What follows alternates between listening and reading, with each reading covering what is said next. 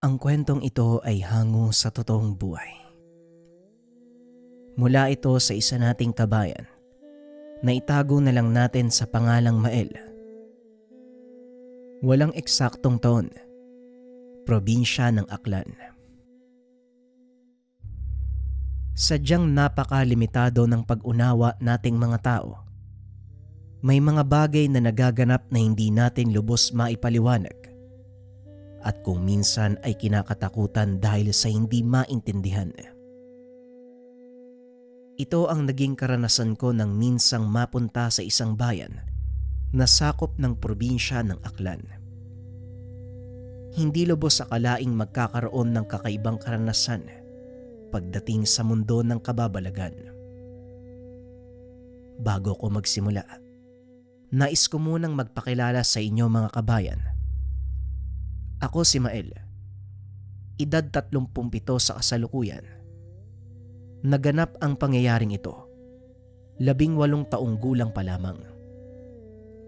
Tubong Iloilo ako mga kabayan, na noon ay nagtatrabaho sa isang kilalang call center dito sa aming syudad.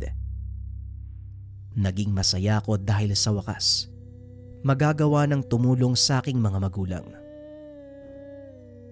Maliban dito, nabibili na rin ang mga gusto. Gaya ng damit at kung ano-ano pang mga simpleng pangangailangan. Ako yung tipo ng taong mahilig magpunta sa malalayong lugar na hindi pa napupuntahan. At saktong nagyaya ang isa sa aking mga kasamang magpunta sa kanilang probinsya. Hindi naman ito gaanong kalayuan. Mga 5 oras na biyahe sakay ng bus mula sa syudad ng Iloilo.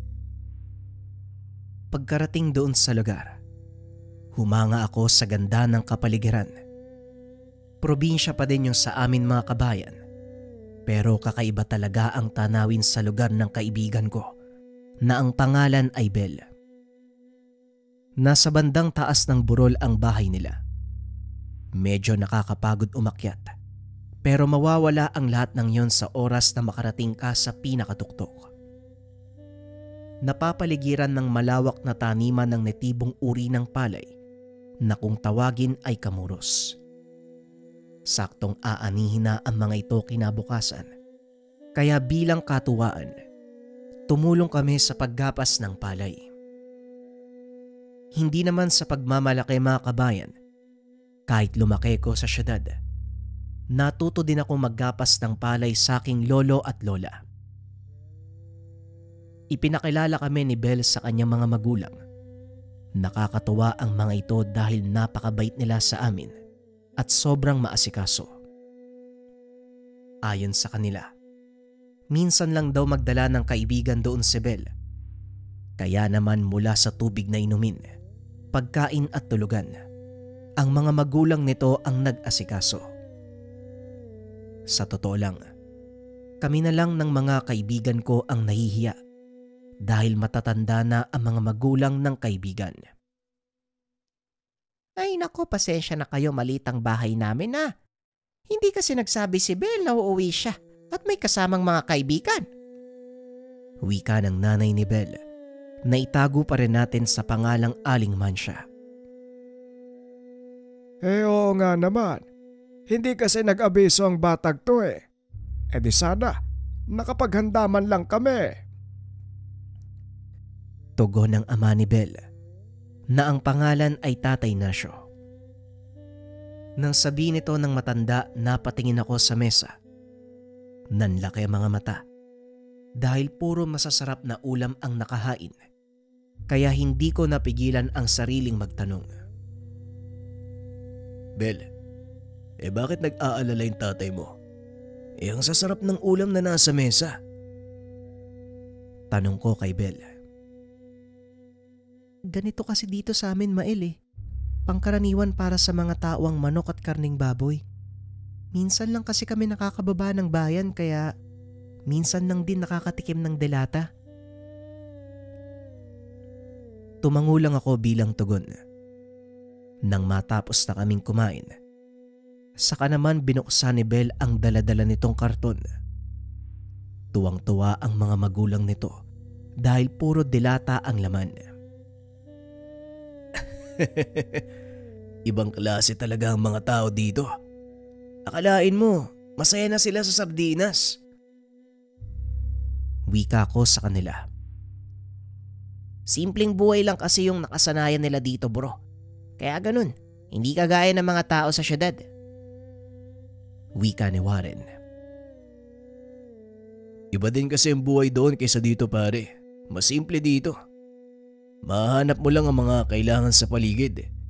Hindi kagaya sa syudad. Halos kailangan bilhin ng lahat.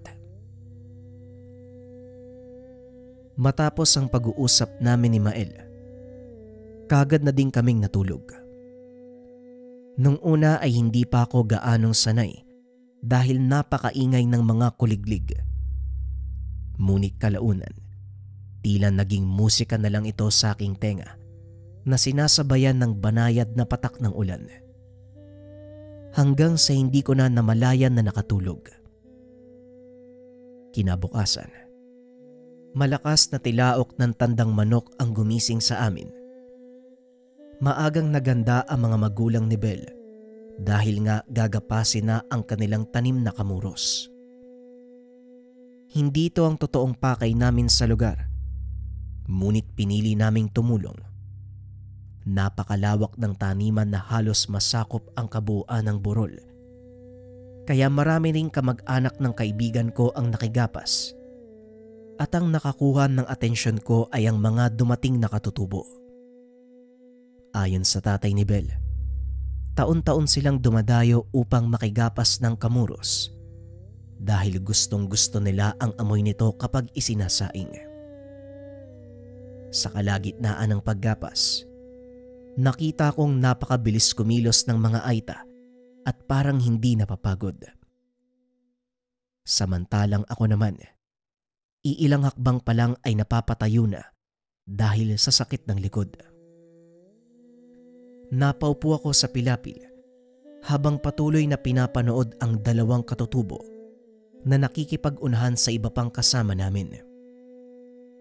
Nagulat ako nang biglang maupo si Tatay Nasyo sa aking tabi. Mabuti na lang at hindi gaano kainit ang panahon, ano? Mabilis nating matatapos ang gapas. Nakita mo ba yung dalawang katutubo? Ang bibilis nilang kumilos at parang hindi nakakaramdam ng pagod, di ba? Ang sabi nila, may agimat daw yung mga yan. Wika ni Tatay Nasyo. Agimat, tatay. Ang alam ko lang po kasi tungkol sa mga yan, talagang batak ang katawan nila sa trabaho. Dahil na din sa uri ng pamumuhay na meron sila. Tugon ko sa kanya. Oo nga, pwede ngang ganon. Pero maraming nagsasabi na totoo ang mga agimat ng mga aita. Meron ngang manggagamot dito na nagkasakit eh. Sinasabing sila ang nakapagpagaling sa kanya. Biruin mo albularyo na yon. Napaisip ako sa sinabi ni Tatay Nasyo. Dahil kung titignan mo ang mga katutubo, parang hindi mo naman makikita sa kanila yung sinasabi niyang kaalaman. Pero nangyari ang hindi inaasahan. Isa sa mga kasamahan namin ang biglang nahimatay dahil sa sobrang init. Kagad pinahinto ni Tatay Nasyo ang paggapas sa takot na baka madagdagan pa ang mapapahamak. Dinala ang hinimatay na kasama doon sa malilim na bahagi ng burol. Laking gulat ko nang makita ang isa sa mga aitang lumapit. Naglabas ng kung ano mula sa kanyang bulsa. Kung titignan, dalawang magkaparehong buto ang mga ito. Kulay tsokolate at makinis. Inihipan niya ito habang kinikiskis sa mga palad, kasabay ng bulong ng kung anong dasal sa kanilang lengguwahe. Inilapat ito sa dibdib ng kasama nilang walang malay. Laking gulat ng lahat dahil para itong nakuryente. Matapos ay napaubo ito at tuluyang nakabalik sa wisyo. Tumayo ang lalaki at nagpasalamat. Kumuha ito ng pera sa bulsa at inabot sa katutubo, ngunit tinanggihan niya ito. Hindi ko tatanggapin yan.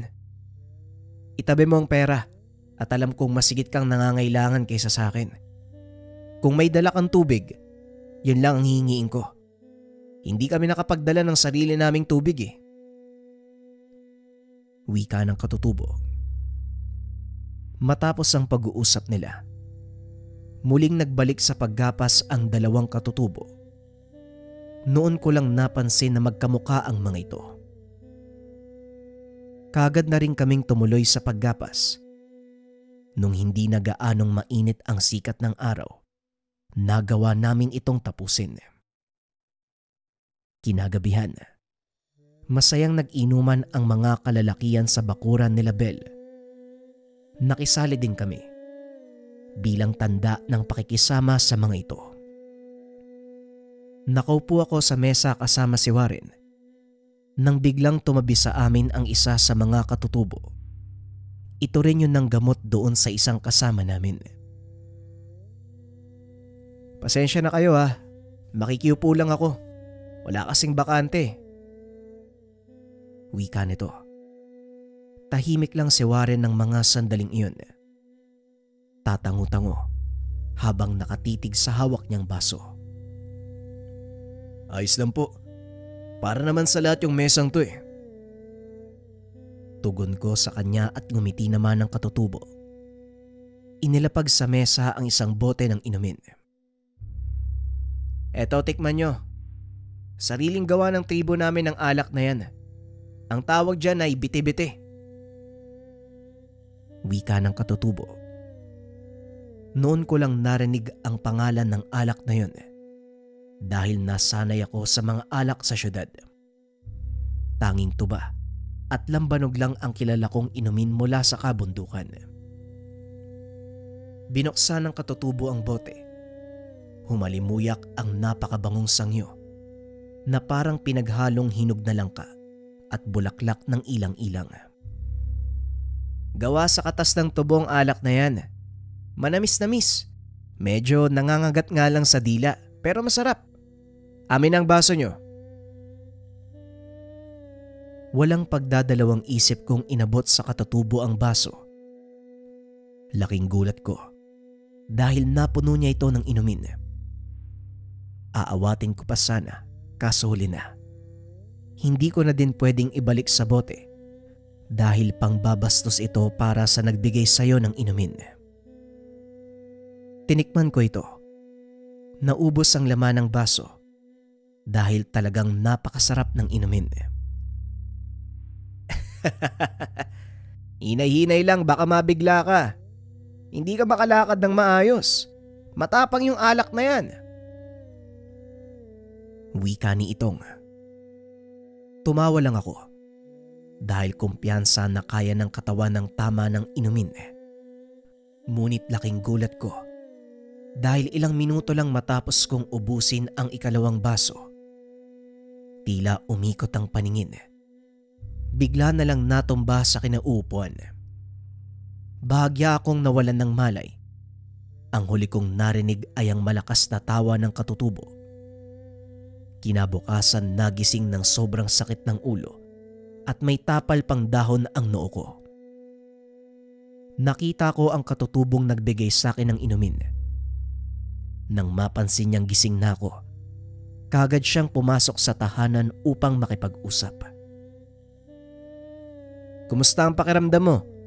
Pasensya ka na ha, kung hindi kita kaagad nabigyan ng babala. Wika ni Itong. Walang problema. Hindi rin kasi ko nakinig sa'yo eh. Nga pala, may lang pangalan ko. Pagpapakilala ko sa katutubo. Inabot naman ito ang kamay upang makipagkumustahan at magpakilala. Ako naman si Itong. Ikinagagala kitang makilala nga pala. Eto inumin mo para mawala yung sakit ng ulo mo. Tugon ni Itong. Inabot niya sa akin ang inumin at dahan-dahang nilagok. Lasang pinakulo ang dahon ng kung anong halaman ang inuming iyon. Ngunit napakasarap. Ilang sandali lang ay natanggal nga ang pananakit ng ulo ko. Maging ang pagkahilo ay nawala din. Salamat ah. Kung hindi dahil sa gamot mo, malamang hanggang ngayon, masakit pa din yung ulo ko. Wika ko sa kanya. Wala yun, kasalanan ko din naman eh. Hindi kita napagsabihan kaagad eh. O siya, babalik na ako sa mga kasama natin ha. Ngayon kasi ipapagpag yung mga inani nating palay. Wika nitong. Kagad na akong tumayo para tumulong. Gulat naman ang mga kasama dahil nagawa kong makatayo matapos ang nangyari kagabi. Pinaliwanag ko sa kanila ang ginawa nitong. Habang nagtatrabaho, may isang lalaki. Panay ang titig sa aming grupo, lalo na kay Bel. Tinanong ko naman ito kung kakilala niya ba ang lalaking iyon. Pero ang sabi niya, noon pa lamang ito nakita. Patuloy kong inobserbahan ang lalaking iyon. Talagang hindi siya umaalis sa likuran namin habang pinagmamasdan si Bel. Medyo nairita ako sa ginagawa niya kaya nilingon ko ito. Akmang sisitahin nang bigla akong hawakan sa kamay ni Itong. Mael, halika. May ipapakita ako sa'yo. Wika nito sabay hatak sa akin sa isang lugar kung saan kaming dalawa lang ang tao. Maya-maya ay dumating ang isa pa niyang kasama na ang pangalan ay Boaz. Mabuti na lang at napigilan mo yan, Itong. Bata, alam mo bang aswang yung taong yun? Kung hindi ka napigilan ni Itong, malamang hapunan ka na nun mamayang gabi. Nanlaki ang mga mata ko sa sinabi ng dalawang katutubo.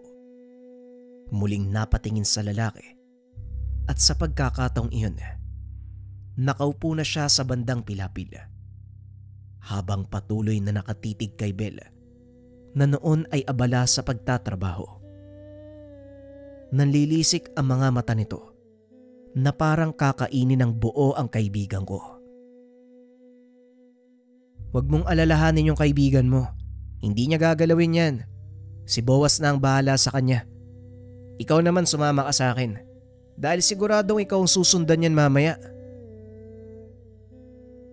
Medyo kinabahan ako sa mga narinig kay Itong. Maya-maya pa ay kinausap nito si Tatay Nasyo. Pinaliwanag ang nangyari. Nakiusap naman ng matandang wag muna silang aalis para maprotektahan kaming lahat. Pumayag naman ng mga ito at nangakong hindi aalis hanggat hindi naayos ang lahat. Inutusan kami nila Itong na wag lalabas ng tahanan dahil maaaring nag-aabang ang lalaking iyon sa labas.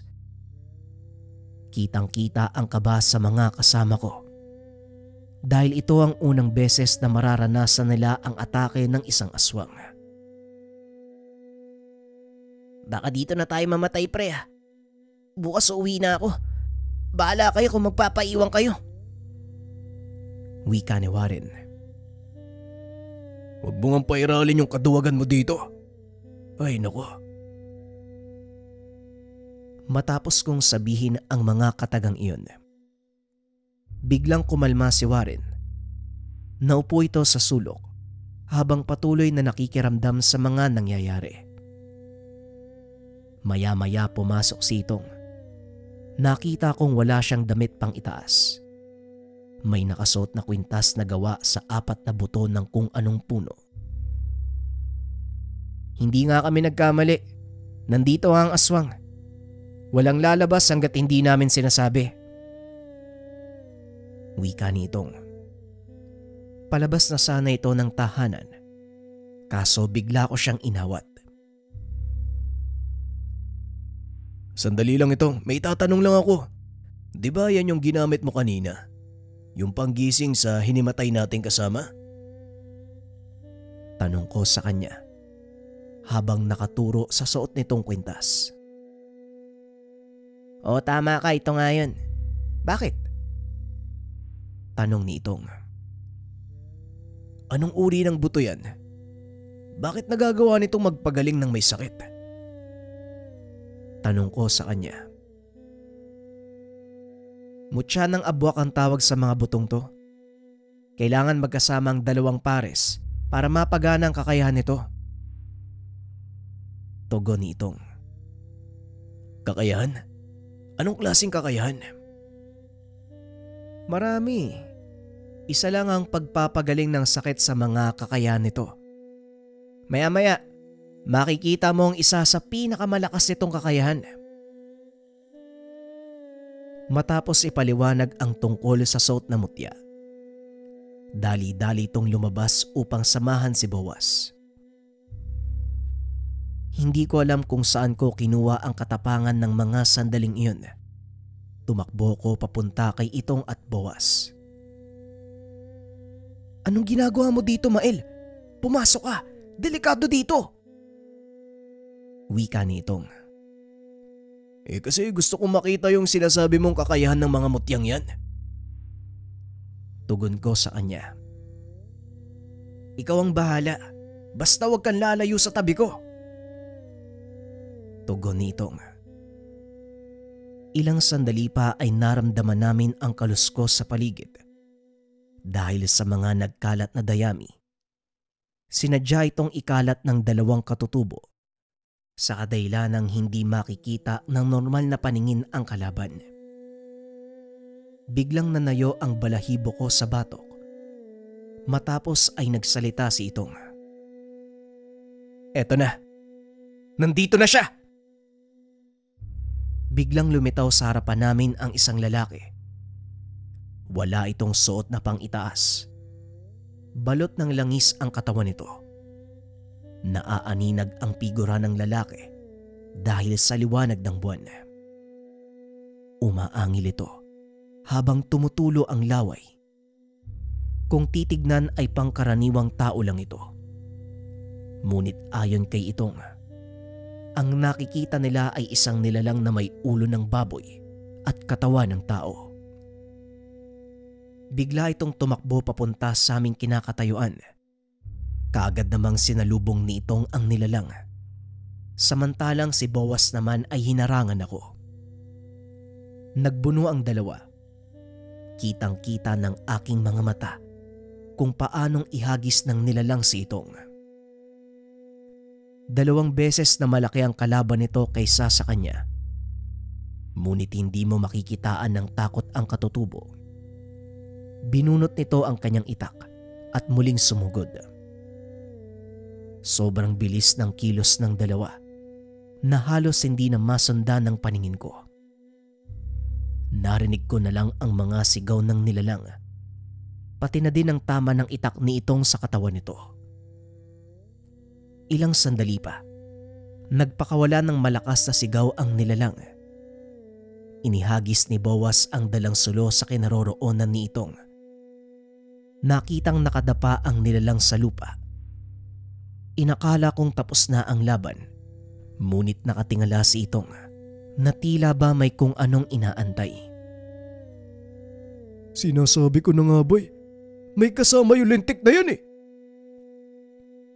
Wika ni Boaz. Tinalasan ko ang pakiramdam. Napakatahimik ng paligid. Biglang umalinsangan ng pakiramdam. Ayon kay Boaz, ito ang pakiramdam kapag pinagmamasdan ka ng isang malakas na aswang. Muling naglakad papunta sa amin si Itong. Ngunit sa kalagitnaan ng paglalakad nito ay bigla siyang dinamba ng isa pang lalaki. Napasigaw ako. Pinagbasdang makipaglaban si Itong. Sa kasamaang palad ay nabitawan ng katutubo ang kanyang itak. Kailangan kong tulungan si Itong. Mas mabuti pa siguro, bumalik ka sa loob ng bahay. Naisip ko na tama ang sinabi ni Boaz. Magiging pabigat ako sa 2 katutubo kung mananatili pa sa lugar. Dali-dali akong pumasok sa bahay. Nakita kung paanong nagkumpulan ang mga kasama ko sa iisang sulok. Dinig ng mga ito ang sigawan ng mga naglalaban sa labas ng bahay. Ilang sandali pa ay tuluyan ng tumahimik ang paligid. Sumilip ako. Nakita ang 2 katutubong magkatalikod. Nakatayo sa gitna ng malawak na bakuran. Hindi ko makita ang kalaban, ngunit nararamdaman ang presensya ng nilalang. Sa hindi malamang dahilan, naging malakas ang aking pakiramdam pagdating sa mga aswang. Ilang sandali pa ay may naramdaman ako sa aking bulsa. Dali-dali ko itong dinukot. Nanlaki ang mga mata dahil isa ito sa mga mutyang suot nitong. Hindi ko alam kung kailan niya ito inilagay sa bulsa. Ganun pa man ay nagpapasalamat ako. Kung hindi dahil sa mutyang ito, marahil ay nagawa na akong patayin ng aswang na sumalakay sa amin. Muli kong ibinaling ang atensyon sa dalawang katutubo. Nakikipaglaban ang mga ito sa nilalang. Salitan ang pagsalakay ng dalawa. Tanging ang sigawan lang ang naririnig ng lahat. Hindi ko alam pero sa halip na matakot, nakaramdam ako ng pananabik sa mga nangyayari. Sinabihan din ako na mga kasamang pumasok ng tahanan dahil delikado. Ngunit wala sa kanila ang atensyon ko, kundi nasa nilalang na pinagtutulungan ng dalawang katutubo. Sa isip ko, ito marahil ang kakayahang taglay na sinasabing dalawang pares ng mutya ng agbuwak. Ilang sandali pa ay nagawa nilang pabagsakin ng kalaban. Pinugutan nila ng ulo ang dalawang aswang para masiguradong hindi na ito manggugulo pa. Pinili ng mga katutubong sunugin ang katawan ng mga aswang para walang makaalam ng tungkol sa mga ito. Maliban sa mga magulang ni Bel at mga kasama ko sa trabaho. Ayos lang ba kayong lahat? Wala na kayong dapat ipag-alala. Wala na yung dalawang aswang. Wika nitong. Hindi kami nakatulog ng gabing iyon. Kinuha ko ang pagkakataong makausap ang dalawang katutubo. Ipinaliwanag ng mga ito ang tungkol sa mutya ng abwak. Ayon sa mga katutubo, ang abwak ay isang elementong nabibilang sa angkan ng mga engkantong gubat at ang mutyang hawak ng magkapatid na katutubo mula sa punong tirahan ng mga ito. Makukuha lang ito ng isang taong may malalim na kakayahan sa lihim na karunungan ng kalikasan. Nagkataong ang dalawang katutubo ay anak ng babaylan ng kanilang tribo. Ipinakita ko kay Itong ang butong nakuha sa bulsa. Napangiti ito dahil sinadya niyang ilagay ito sa bulsa bago niya sugurin ang isa sa mga aswang. Pasensya ka na kung di ko sinabi sa'yo ha. Ginawa ko yun para maprotektahan ka. Itago mong isang yan bilang alaala sa amin. Kinabukasan, kaagad nang nagpaalam ang dalawang katutubo. Bilang pasasalamat, pinabaunan ni Tatay Nasyo ang dalawa ng tag-iisang sako ng kamuros. Dahil sa sobrang pagod sa nangyari, buong araw kaming natulog. Kinabukasan ay nagbiyahe din pauwi ng Iloilo. Bagaman napuno ng takot ang mga kasama, para sa akin, isa itong kakaibang karanasan. Hindi ko lubos akalaing magkakaroon kami ng ganong engkwentro. Ngunit sa aming lahat, ako lang ang totoong nakakaalam ng nangyari. Sinubukan kong tanungin ang ilan sa kanila. Iisa lang ang nakuha kong sagot. Ipinaliwanag ko sa kanila ang nangyari, ngunit hindi naniniwala ang mga ito maliban kay Bella. Hinayaan ko na lang sila, pero sa aking isipan, alam kong totoo ang mga naganap. Lalo pa nang gamitin ni Itong ang mga tangang mutya. Ang kaganapang ito ang naging dahilan kung bakit pinili kong pag-aralan ang lihim na karunungan. Hindi na ako ulit nakabalik sa lugar na iyon dahil ilang buwan ang nakalipas. Nag-resign sa trabaho si Bella. Ganon pa man, nanatiling sariwa sa isip ko ang alaala ng mga nangyari.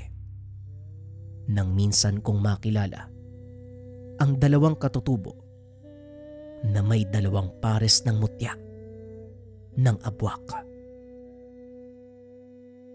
Opinyon para sa kwento. Swerte. Sobrang swerte para sa akin ng bida sa kwento kasi nagkaroon siya ng mutya ng abwak. Kahit sabihin nating ginambala sila ng aswang, swerte pa rin siya eh. Kasi marami silang naroon pero siya yung nabiyayaan ng tangan kapalit ng isang pagsubok. Napakalakas ng mutya na meron siya kasi mula yun sa mga katutubo eh. Malapit sa kalikasan yung mga taong yan, kaya siguradong mabisa yung tangan na napunta sa kanya. Anyways, maraming salamat sa pakikinig ng ating kwento mga kabayan. Abangan ang mga susunod pang storya. Salamat.